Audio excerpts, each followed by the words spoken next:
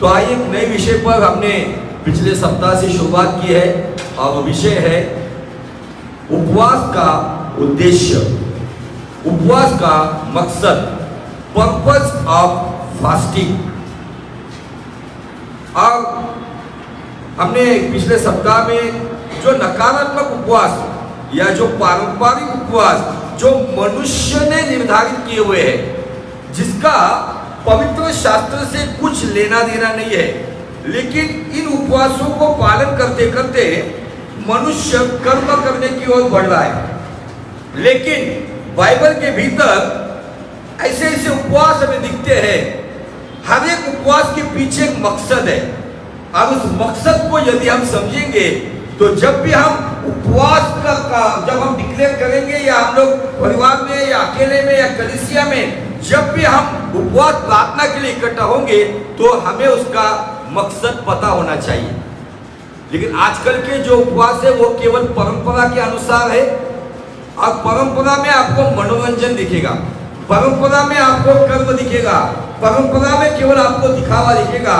लेकिन जो उपवास बाइबल के आधार पर एक उद्देश्य के साथ किया जाता है, वहां पर यीशु मसीह क्या कहता है, उस वचन से हम शुरुआत करेंगे। मत्ती रचित सुसमाचार उसका अध्याय 17 और वचन 21।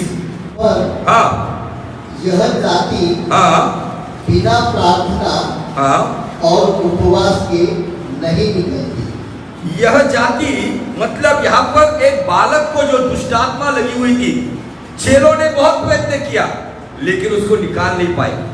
यीशु मसीह ने उसे डिलीवरेंस दिया या छुटकारा दिया, और उसके बाद यीशु मसीह कहते हैं कि इन जातियों को, मतलब इन शैतानी ताकतों को उपवास और प्रार्थना के बिना हम भगा नहीं सकते। हमारा जीवन उस सामर्थ के गोला बारूद से भरना चाहिए। नहीं तो बहुत सारे लोग प्रार्थना करते हैं लेकिन केवल ट्रिगर दब रहा है, गोलियां नहीं निकल रही है। इसीलिए सालों से प्रार्थना कर रहे लेकिन जवाब नहीं मिल रहा है। एक भूत निकालने के लिए 40-40 दिन जा रहे। क्यों? क्योंकि खाली पिस्तौल है, खाली बंदूक है। उपवास और प्रार्थना हमारे जीवन में वो दुष्ट के गढ़ों को ढाने वाला गोला बारूद भरता है। अब तुम एक शब्द बोलते हो, वहां पे दुष्ट का सारा काम नेस्तनाबूद हो जाता है। हालेलुया। उपवास प्रार्थना के अंदर सामर्थ्य है। यीशु मसीह ने उपवास प्रार्थना के बारे में और भी कुछ बातें बताई है। तो आइए हम मत्ती का 6 अध्याय और वचन 16 से आगे चलेंगे। जब तुम उपवास करो तो कपटियों के समान तुम्हारे मुंह पर उदासी न छाई रहे, क्योंकि वे अपना मुंह बनाए रहते हैं ताकि लोग उन्हें उपवासी जाने। मैं तुमसे सच कहता हूं कि वे अपना प्रतिफल पा चुके।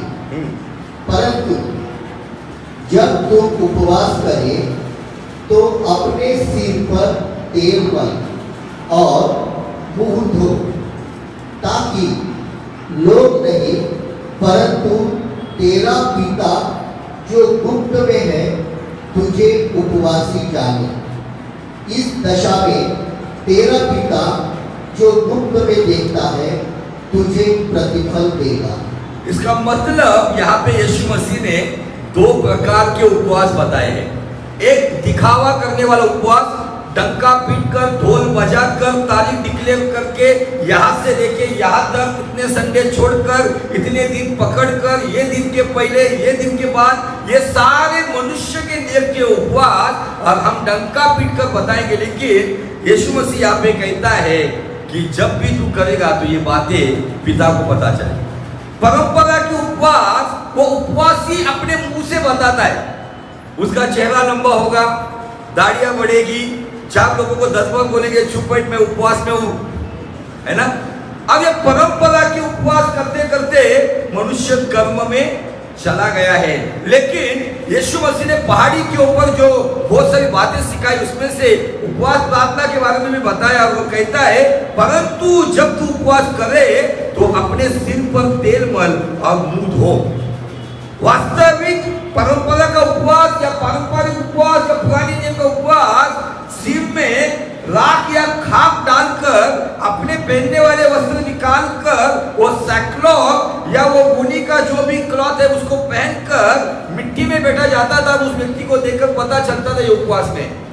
लेकिन यीशु मसीह कहता है, पुराने नियम की बात हो चुकी है, मैं पुराने नियम को खत्म करने नहीं आया हूं, तो पूरा करने आया है। जब तू उपवास करेगा तो अपने सिर को अच्छे से तेल लगाना, मुंह धोना। तेरा उपवास इंसानों को नहीं, तो तेरा उपवास स्वर्ग के पिता को पता चले। परंपरा के उपवास इंसानों के पास से प्रतिफल देता है, लेकिन वचन के अनुसार किया हुआ उपवास स्वर्ग से प्रतिफल देता है। चॉइस आपकी है, आपको प्रतिफल इंसानों से चाहिए या आपको प्रतिफल स्वर्गीय परमेश्वर से चाहिए। इन बातों को आपको ध्यान देना होगा। हालेलुया। अब इसी बात को लेकर नए नियम के अंदर एक व्यक्ति अपने उपवास प्रार्थना के बारे में कहता है। उसके लिए पढ़ेंगे लूका रचित सुसमाचार उसका 18 अध्याय और वचन 10 से पढ़िए। दो मनुष्य मंदिर में प्रार्थना करने के लिए गए। प्रार्थना करने के लिए गए। एक फरीसी था, हाँ, और दूसरा चुंगी लेने वाला। चुंगी लेने वाला था। फरीसी खड़ा होकर अपने मन में यो प्रार्थना करने लगा, हाँ, हे परमेश्वर, मैं तेरा धन्यवाद करता हूँ कि मैं दूसरे मनुष्य के समान अनदेख करने वाला, अन्यायी और व्यभिचारी नहीं, और न इस चुंगी लेने वाले के समान हूँ। मैं सप्ताह में 2 बार उपवास रखता हूँ। मैं अपनी सब कमाई का 10वां अंश भी देता हूँ। परंतु चुंगी लेने वाले ने दूर खड़े होकर स्वर्ग की ओर आंखें उठाना भी न चाहा, वरन अपनी छाती पीट पीट कर कहा, हे परमेश्वर, मुझ पापी पर दया कर। मैं तुमसे सच सच कहता हूँ कि वह दूसरा नहीं, परंतु यही मनुष्य धर्मी ठहराया जाकर अपने घर गया। क्योंकि जो कोई अपने आप को बड़ा बनाएगा वह छोटा किया जाएगा, और जो अपने आप को छोटा बनाएगा वह बड़ा किया जाएगा। आमीन। अभी ये उदाहरण यीशु मसीह सामने रखकर क्या बताना चाहता है? तो इस उदाहरण को आपको समझने के लिए ना एक वचन आप इसके साथ पढ़ेंगे, दूसरा कुरिन्थियों का किताब और उसका 7वां अध्याय और वचन 10। उसको पढ़कर हम फिर यहाँ पर आएंगे, क्योंकि मैं आज इसी बात पर आपको प्रकाशन दूंगा। क्योंकि परमेश्वर भक्ति का शोक ऐसा पश्चाताप उत्पन्न करता है। परमेश्वर भक्ति का शोक ऐसा पश्चाताप उत्पन्न करता है जिसका परिणाम उद्धार है। जिसका परिणाम उद्धार है। और फिर उससे पछताना नहीं पड़ता। नहीं पड़ता। परंतु सांसारिक शोक। हाँ, कौन सा शोक? सांसारिक। अब यहाँ पे 2 शोक है, ईश्वरीय भक्ति का शोक और सांसारिक शोक जो मनुष्य नियुक्त करता है। चलो अभी शोक करेंगे, ये दुख का महीना है।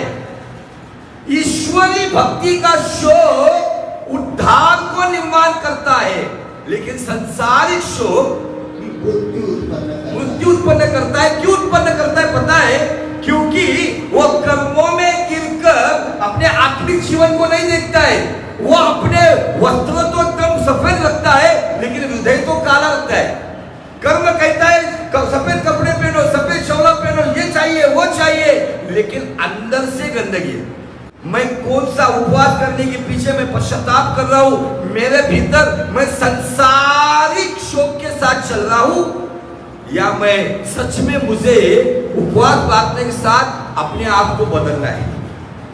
कुछ ऐसे ऐसे परमेश्वर के महान दास होकर गए हैं, वो कुछ समय साल के अलग होकर उपवास प्रार्थना में बैठकर अपने जीवन के लिए रो रोकर गिड़गिड़ा कर खुदा की हुजूरी में आकर सभी बातों को खुदा के सामने रखते थे।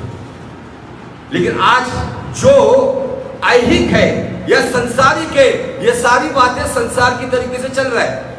अभी ये जो पुनरुत्थान हो जाएगा 40 दिन के बाद, गुड फ्राइडे के बाद, उसके बाद आपको कोई नहीं दिखेगा। उसके बाद उस दिन से तो एंजॉयमेंट चालू हो जाता है, क्योंकि कोई लोग कहते हैं गुड फ्राइडे को क्यों लिया है बाबा तूने 2 पैर, परमेश्वर सूली पे चढ़ गया। अब आपने पुनरुत्थान ईस्टर को क्यों फिर लिया, परमेश्वर मृत्यु से जिंदा हुआ।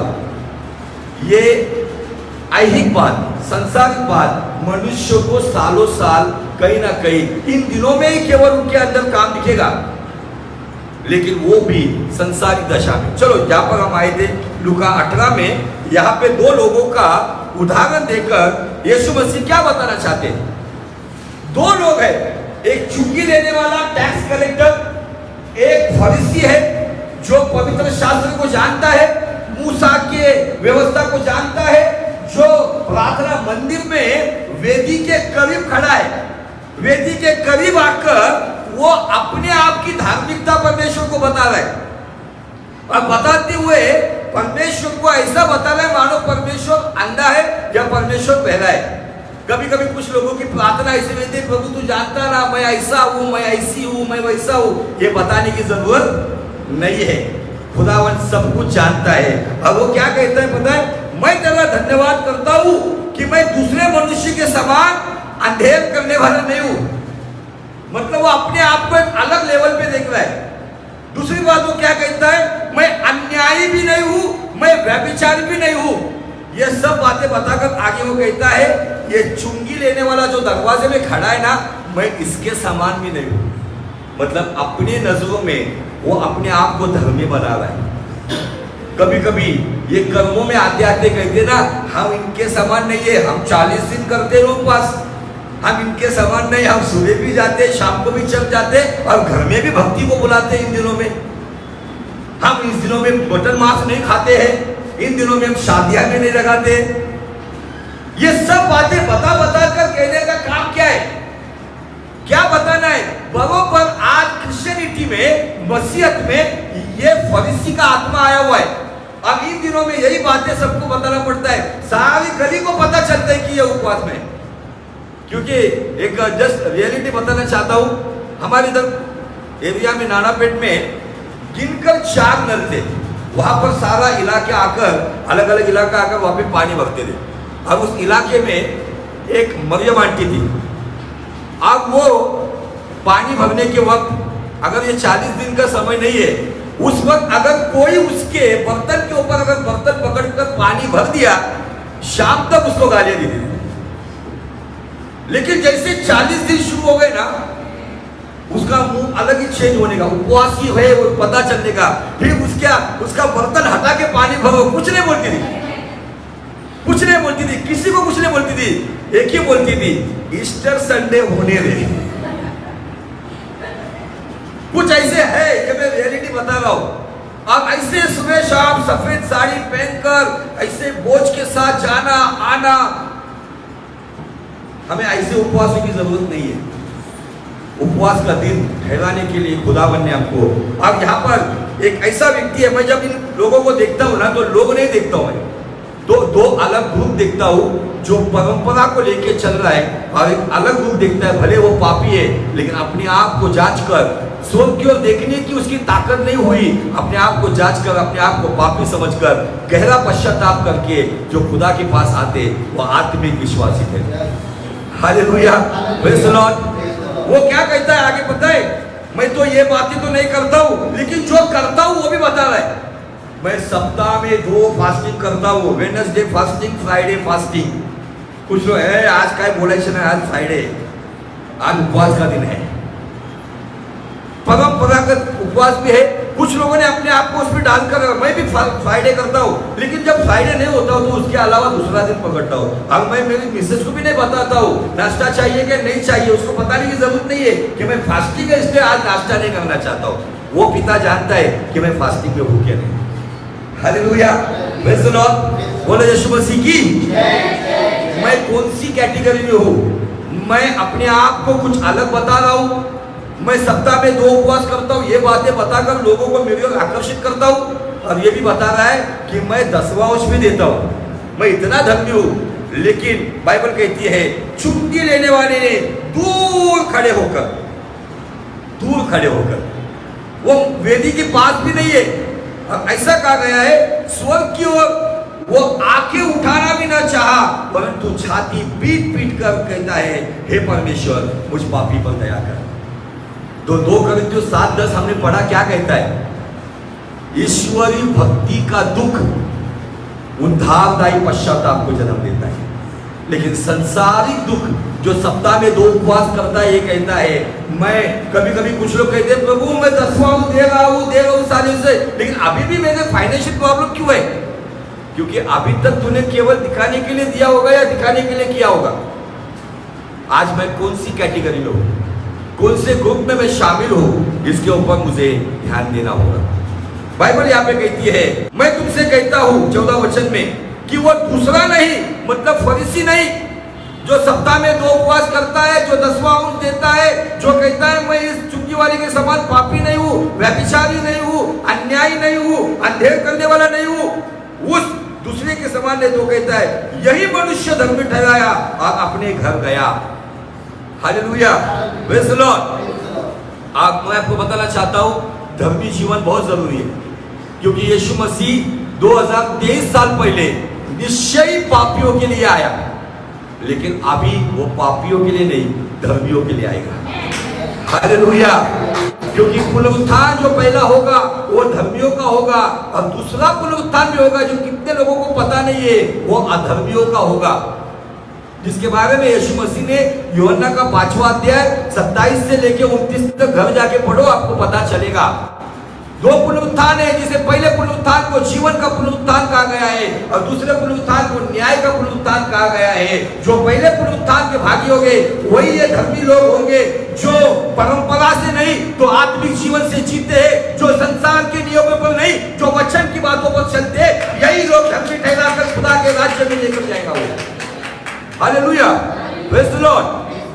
आज आपको मुझे जानना है कि मैं क्या, मेरे अंदर ऐसी कोई बात तो नहीं आई ना कि जैसा ये जो फरीसी जो अपने आप को धर्मी ठहरा रहा है, दूसरे का न्याय कर रहा है, ये ऐसा ही है, ये वैसी ही है, मुझे दूसरे का कुछ लेन देन नहीं है, मुझे अपने आप को जांचना। क्योंकि 2 कोरिन्थियों 7:10 कहता है ईश्वरी भक्ति का दुख उद्धार को जन्म देता है, लेकिन संसारिक बातों का दुख मृत्यु को जन्म देता है। जो लोगों के सामने तो मेरी वाहवाह करेगा, लेकिन अकेले में मेरा विनाश करेगा। लेकिन यदि मैं आपको बताना चाहता हूँ, किसी का डर मत रखो, डरना है तो उससे डरो। मैं किसी के बाप को नहीं डरता हूँ, किसी रिलेशन को नहीं डरता हूँ, मैं उसी को डरता हूँ जिसके सामने मुझे एक दिन खड़ा होना है। कौन आपके बारे में क्या कहता है, कौन आपके बारे में क्या चर्चा करता है, क्या सोच रखता है, छोड़ दो। आपको एक ही बात करनी है, जिसके सामने मुझे जाना है, मुझे उसके भय में रहना है। Hallelujah, praise the Lord. उसके लिए परंपरा के अनुसार हमको चलना नहीं है, तो हमें खुदा के कलाम के अनुसार ईश्वरीय भक्ति के दुख के साथ चलना है। जो ईश्वरीय भक्ति का दुख ये चुंगी लेने वाले के अंदर आया, वो स्वर्ग की ओर देखने के लिए भी डर गया और छाती पीट कर कहता है, ईश्वरीय भक्ति का दुख कहता है, प्रभु मैं पापी हूँ, मैं पापी हूँ, मैं धर्मी नहीं हूँ। लेकिन परमेश्वर कहता है यही व्यक्ति धर्मी ठहरकर अपने घर गया। आज आप और मैं इन दोनों में इन्हीं बात को सोचना है, किसका जीवन कैसा है मुझे उससे कुछ लेन देन नहीं है, मुझे मेरा जीवन जांचना है। मैं प्रथाओं का पालन तो नहीं कर रहा हूँ, रीति रिवाजों में तो फंसा हुआ तो नहीं ना, तो मुझे आज बहुत ही ध्यान से आज अपने आप को जांचना होगा। और परंपरा से निकलकर उपवास का उद्देश्य ये है कि मैं धर्मी ठहराया जाऊँ। उपवास का उद्देश्य यह है कि मैं खुदा के करीब जाऊं। उपवास का उद्देश्य यह है कि मैं स्वर्गीय परमेश्वर से प्रतिफल पाऊं। किसी ने आपको पूछा उपवास है, आपने भले कुछ जवाब नहीं दिया, भले आप नहीं बोलकर गए, नो प्रॉब्लम, क्योंकि बाइबल कहता है कि उपवास में है, संसार को मत बोल, नो प्रॉब्लम। मैं उपवास में हूं बोलकर यह सिंपैथी बटोरने के लिए मैं यहाँ पे खड़ा नहीं हूं। मेरा उपवास और मेरी प्रार्थना मेरे परमेश्वर को पता चले, स्वर्गदूत जाने कि आज ये व्यक्ति है आज उपवास प्रार्थना में, उपवास प्रार्थना करना मतलब केवल खाना त्यागना नहीं है। उपवास प्रार्थना का मतलब खुदा के साथ एक लंबा समय बिताना है। तब मोबाइल को कुछ समय के लिए बपतिस्मा देकर स्विच ऑफ करके रखना है। कुछ 2 घंटे में दुनिया यहाँ की वहां नहीं होने वाली है। आप उपवास प्रार्थना में बैठोगे ना, आपको कभी कॉल नहीं आएंगे, लेकिन उसी दिन लगातार कॉल आएंगे। और जब भी कॉल उठाओगे तो आपको वोडाफोन या तो एयरटेल कस्टमर केयर का कॉल रहेगा। ये रियलिटी बता रहा हूं क्योंकि मैं भी उसी अनुभव से गया हूं। हम आगे चल के अलग अलग कैरेक्टर के उपवास देखेंगे। मैं आपको थोड़ा सा होमवर्क देकर जाता हूं। पुराने नियम में एजरा नाम का व्यक्ति है, उसके नाम से किताब है। एजरा की किताब को पढ़ो। एजरा ने एक उपवास किया था, वो आपको ढूंढना है जाकर, मैं अध्याय नहीं बताऊंगा। छोटा ही किताब है, बहुत बड़ा किताब नहीं है। आप दो दिन में भी आराम से 10-10 मिनट पढ़ोगे तो भी पूरा किताब एजरा का खत्म हो जाएगा। एजरा ने एक फास्टिंग किया था। एजरा ने फास्टिंग के साथ प्रार्थना की थी, उसके पीछे एक उद्देश्य था। अगले संडे मैं एजरा की प्रार्थना और उपवास का उद्देश्य बताऊंगा। आज मैंने ये सेकेंड एपिसोड में आपको केवल बताया है कि एक सही उपवास का उद्देश्य ये है कि मुझे लोगों से प्रतिफल नहीं चाहिए। लोग नहीं पूछना चाहिए यार तुम्हारा उपवास शुरू हुए क्या। लोगों ने ये नहीं बताना यार तुम्हारा कहीं तुम्हें हमने सुना उपवास शुरू है। मैं तो उसके ऊपर डिस्कशन ही नहीं करता, नहीं मुझे नहीं पता है। लेकिन लोग डंका पीट पीट कर कहते हैं, कैलेंडर पे घड़ी घड़ी देखते हैं, ये दिन को शुरू होगा वो दिन को खत्म होगा। उसमें से संडे भी काट देते, संडे नहीं करने का। क्यों नहीं करने का? अपने तरीके से अपने आप को जैसे हजम होगा, अपने को जैसा सकल होगा, उस तरीके का उपवास कुछ मतलब नहीं है। उपवास के साथ यीशु मसीह ने कहा उपवास और प्रार्थना किए बिना दुष्ट की ये जाती नहीं है। आमीन, हालेलुया। बहुत ही शॉर्ट में ये बातों को मैंने बताया है, समझ के ले लो और आगे इसमें बढ़ते रहो, ताकि खुदावन आपकी ये ईश्वरी दुख के साथ, ईश्वरी शोक के साथ किया हुआ उपवास और प्रार्थना आपके जीवन में एक उद्धार को लेकर आए और वही उद्धार किसी के जीवन को भी उद्धार दे। Hallelujah, praise the Lord. बोलो यीशु मसीह की, बोलो यीशु मसीह की। आइए हम प्रार्थना में चलते हैं।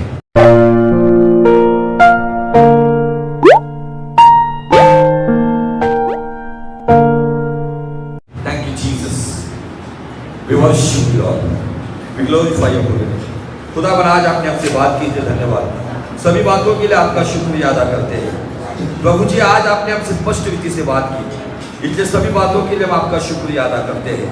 प्रभु जी हम पर दया कर, हम पर कृपा कर, और परमेश्वर आज के दिन हमारे जीवन में तो नया काम कर।